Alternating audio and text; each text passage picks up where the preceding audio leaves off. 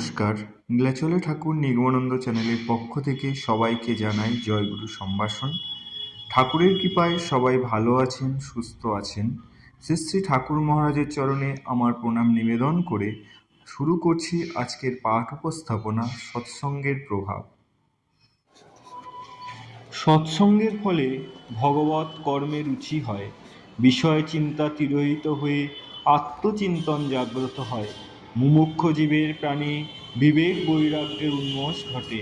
ক্রমাগত সৎসঙ্গের মাধ্যমে ভক্তি বীজের অঙ্কুরোদ্গম হয়ে হৃদয়ে প্রেম সঞ্চার ঘটে। শ্রী শ্রী ঠাকুর মহারাজ তার অমর গ্রন্থ প্রেমিক গুরুতে লিখেছেন, সৎসঙ্গ ভগবৎ ভক্তির জনক, পোষক, বিবর্ধক ও রক্ষক। সৎসঙ্গর ন্যায় ভগবৎ ভক্তি লাভ করার প্রকৃষ্ট উপায় আর নাই।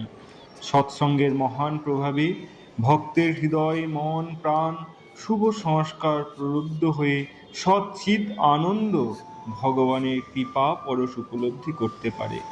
অনন্ত ভাবময় শ্রী ভগবানের ভবসাগরে অবগাহন করে ভক্ত তখন মহা আনন্দে মেতে ওঠেন। এই প্রসঙ্গে ভক্তকবি তুলসীদাস বলেছেন, তুলাদণ্ডের একদিকে স্বর্গ এবং মুক্তির আনন্দকে রেখে অন্যদিকে সৎসঙ্গের আনন্দকে রাখলে দেখা যাবে মুহূর্তেই সৎসঙ্গের যে সুখ, স্বর্গ বা মুক্তির আনন্দকে একযোগ করলেও তার সাথে কোনো তুলনা করা হয় না। সৎসঙ্গের তিনভাবে অনুষ্ঠিত হতে পারে। সৎ স্বরূপ সচ্চিদানন্দময় শ্রী ভগবানের সাথে ভক্তের সাক্ষাৎ সান্নিধ্য, উচ্চকোটির সাধু সন্তের সঙ্গলাভের মধ্য দিয়ে এবং শাস্ত্র আলোচনা, সদ্গ্রন্থ পাঠ শ্রবণ, শ্রী ভগবানের লীলা কীর্তন, উপাসনা ইত্যাদির মাধ্যমে। সৎ স্বরূপ শ্রী ভগবানের তথা পরমাত্মার প্রত্যক্ষ সঙ্গলাভ একমাত্র উচ্চকোটির সাধক সাধিকার পক্ষেই সম্ভব। যেমন মীরাবাই, মেরে তো গিরিধারী গোপাল, দুসরা নাই কেউ কই, অর্থাৎ গিরিধারী লাল কৃষ্ণ ছাড়া আমার আর কেউ নেই, কিছু নেই, কৃষ্ণই আমার, আমিই কৃষ্ণের। এই ছিল মীরাবাইয়ের জীবন সাধনা। তাই শ্রী ভগবানকেও তিনি পেয়েছিলেন নিবিড়ভাবে, একান্ত আপন করে। এরকম আরও অনেক মহান সাধক সাধিকাদের কথা আমরা জানি, যারা সৎ স্বরূপ শ্রী ভগবানের অমীয় সান্নিধ্য লাভ করে জীবন ধন্য করেছেন। আমরা অতি সাধারণ জীব, উচ্চকোটির সাধক সাধিকাদের মতো প্রত্যক্ষভাবে ভগবৎ সান্নিধ্য তথা লাভ করার যোগ্যতা আমাদের নেই। তবে সৌভাগ্যক্রমে উচ্চকোটির সাধু সন্তের দর্শন পেলে এবং তাদের করুণা হলে আমরা তাদের পবিত্র মধুর সান্নিধ্য পেয়ে কৃতার্থ হতে পারি। যারা উচ্চকোটির সাধু মহত্তর দর্শন, স্পর্শন তথা সান্নিধ্য পেয়ে থাকেন, সত্যি তারা মহাধন্য। কারণ মহাপুরুষদের কৃপা কটাক্ষ চিত্তের অশুভ সংস্কার বিনষ্ট হয়ে শুভ সংস্কারের অভ্যুদয় ঘটে, হৃদয়ে মনে সাত্ত্বিক ভাবের বিকাশ হয়, ফলে ভগবৎ ভাব উদ্দীপনা ঘটে। উচ্চকোটির মহাত্মরা করুণাসাগর, তাদের করুণায় বহু মহাপাপী অন্ধকারময় জীবন দিব্য আলোকে উদ্ভাসিত হয়েছে, জীবন পরিণত হয়েছে মানব জীবনে। এই ধরনের বহু দৃষ্টান্ত রয়েছে আমাদের সামনে। যেমন দেবর্ষী নারদের কৃপায় দস্যু রত্নাকর রূপান্তরিত হয়েছে বাল্মীকি মুনিতে, বুদ্ধদেবের কৃপায় বারবনিতা আম্রপলি পরিণত হয়েছিলেন মহাপরম সাধিকা রূপে, শ্রী চৈতন্য তথা নিত্যানন্দ প্রভুর সংস্পর্শে এসে অত্যাচারী পাষণ্ড জগাই মাধাই এর চেতনার বিবর্তন ঘটায় আমরা সবাই জানি। শ্রী রামকৃষ্ণ পরমহংসদেবের সংস্পর্শে মদ্যপ গিরিশ ঘোষ আত্মপ্রকাশ করেছেন ভক্ত গিরিশ হয়ে। কুমিল্লায় কুখ্যাত দাগি চোর রহমত আলী সদ্গুরু শ্রী নিগমানন্দের কৃপায় নবজন্ম লাভ করে রূপান্তরিত হয়েছেন ভক্ত রহমত রূপে। সৎসঙ্গ অর্থাৎ সাধুসঙ্গের মাধ্যমে বৃত্তির রূপান্তর ঘটে। সাধুরা আমাদের ঘুমন্ত বিবেক জাগিয়ে মিথ্যে থেকে সত্যের পথে চলতে সাহায্য করে। সাধু ব্যক্তির সান্নিধ্যে থেকে সাধুর কথা তথা সৎ প্রসঙ্গ শুনে শুনে চেতনার অগ্নিশুদ্ধি ঘটে, ফলে হিংসা, দেশ, লোভ, কামনা, বাসনা ইত্যাদি ধীরে ধীরে কমে যায়। দুর্লভ মানব জীবনের সার্থকতা খুঁজে পাওয়া যায়। এই প্রসঙ্গে একটা গল্পের অবতারণা আশা করি মন্দ হবে না। একদিন এক চোর এসেছিলেন রাজবাড়িতে চুরি করতে। রাজার ঘরে ঢুকতে গিয়ে বুঝতে পারল রাজা রানী তখন জেগে আছেন, কিছু আলোচনা করছেন। চোর ভাবলো আর কিছুক্ষণ পরেই তো ওরা ঘুমিয়ে পড়বেন, এখন বরং লুকিয়ে থেকে ওনাদের আলোচনা শোনা যাক। রানী তখন রাজার সাথে ওদের একমাত্র মেয়ে চন্দ্রার বিয়ের বিষয় আলোচনা করছেন। রাজকুমারী চন্দ্রার বিয়ের বয়স হয়েছে। দেশ বিদেশ থেকে বড় বড় রাজ্যের রাজারা, যুবরাজরা বিয়ের প্রস্তাব পাঠাচ্ছেন, কিন্তু রাজকন্যার বিয়ের মত নেই। রাজকুমারী চন্দ্রা খুবই ঠাকুর ভক্ত, সারাদিন ঠাকুর ঘরেই কেটে যায়, ধর্মকর্ম নিয়ে থাকতেই তার আগ্রহ বেশি।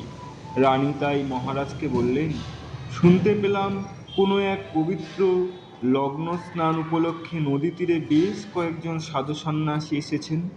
তুমি রাজকুমারীর বিয়ে দেওয়া যায়, তাহলে হয়তো ওর অমত হবে না, আর ওই সাধুদেরকেও রাজকন্যা সহ অর্ধেক রাজত্ব দেওয়া হবে। আমাদের আর কয়দিন, তারপর ওরাই তো হবে সমস্ত রাজ্যের মালিক। রানীর প্রস্তাবে সম্মতি জানিয়ে রাজা বললেন, তোমার প্রস্তাব মন্দরায় নয়নি। এই প্রসঙ্গ নিয়ে 2-1 দিনের মধ্যেই লোক পাঠিয়েছে সেখানে, দেখা যাক কি হয়। এদিকে চোর তো লুকিয়ে থেকে রাজা রানীর আলোচনা শুনতে পেয়েছে।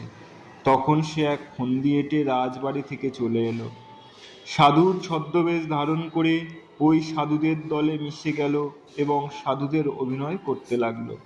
কয়েকদিনের মধ্যে মন্ত্রী এসে রাজার প্রস্তাব সকল সাধুদেরকে জানালেন একে একে করে, কিন্তু সব সাধুরই সেই প্রস্তাব একেবারে নাকচ করে দিলেন। তারপর মন্ত্রী যখন ওই সাধুবেশী চোরের কাছে এলেন, তখন চোর ভাবল, সামনের এতগুলো সাধু রাজার প্রস্তাব কেউই রাজি হলেন না, এখন আমি সরাসরি সম্মতি জানাই কেমন করে। এই ভেবে সে চুপ করে থাকলো। মন্ত্রী মশাই রাজাকে গিয়ে জানালেন সব কথা। রাজা ভাবলেন, একজনও সাধু যখন কোনো কথা না বলে চুপ থাকলেন, তখন ওই সাধুই রাজি থাকলেও থাকতে পারেন, কারণ কথায় আছে মৌনতা সম্মতির লক্ষণ। আমি জানি, আমি নিজে গিয়েই একবার সেই সাধুর সাথে কথা বলে দেখব। রাজা এসে তখন ওই ছদ্মবেশী সাধুর সাথে করজোড়ে তার মনোবাসনা জানালেন। সাধুবেশী চোর তখন ভাবছে, আমি সত্যিকারের সাধু নই, চোর বটে। সাধুর ছদ্মবেশ ধারণ করেছি মাত্র, আর তাতেই দেশের রাজা আমাকে এত সম্মান জানাচ্ছে, বিনম্রভাবে কথা বলছে। সত্যিকারের সাধু হলে, না হলে জানি আরও কত কি হবে। এই ভেবে চোর রাজার প্রস্তাব ফিরিয়ে দিয়ে সত্যিকারের সাধু হয়ে গেল। গল্পটি রূপক, কিন্তু এই গল্প এত সুন্দর ইঙ্গিত বহন করেছে। সাধু সন্তদের সংস্পর্শে থাকায় চোরটির বৃত্তির রূপান্তর ঘটেছে। অশুভ সংস্কার বিনষ্ট হয়ে শুভ সংস্কারের অভ্যুদয়ে বিবেক বুদ্ধির জাগরণ ঘটায়। চোর এখন আর চোর রইল না, সাধু হয়ে গেল। গল্পটির তাৎপর্য এটা এতটাই। শুভ অশুভ এই দুটি ধরনের সংস্কারই আমাদের মনের মধ্যে রয়েছে। মন যেদিকে ইন্ধন পাবে সেদিকেই যাবে, এটাই মনের স্বভাব।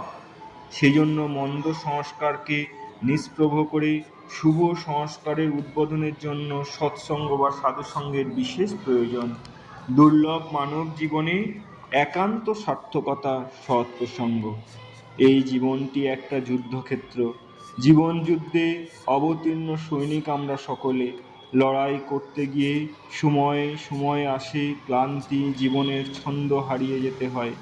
জীবনে আসে হতাশা, সংস্কার সাগরে নামতে গেলে বিবেক হলদি গায়ে মাখতেই হয়, কিন্তু সেটা ভুল হয়ে যায় প্রায়ই, ফলে দুর্ভোগ ভুগতে হয় প্রচুর। দিগন্ত বিস্তৃত মরুভূমিতে যেটুকু একা হওয়া যায়, প্রকৃতপক্ষে আমরা ততটাই একা। তবু মায়া মরীচিকার হাতছানিতে উদ্ভ্রান্তের মতো ছুটে চলি অলিক গন্তব্যে। তারপরে এক সময় আসে অবসাদ, মনে হয় কি ফল লোভিনু হয়। জীবনে চলার পথ সত্যিই বড় জটিল। এই পথের গোলক ধাঁধার পথে হারানোর সম্ভাবনা থাকে প্রচুর।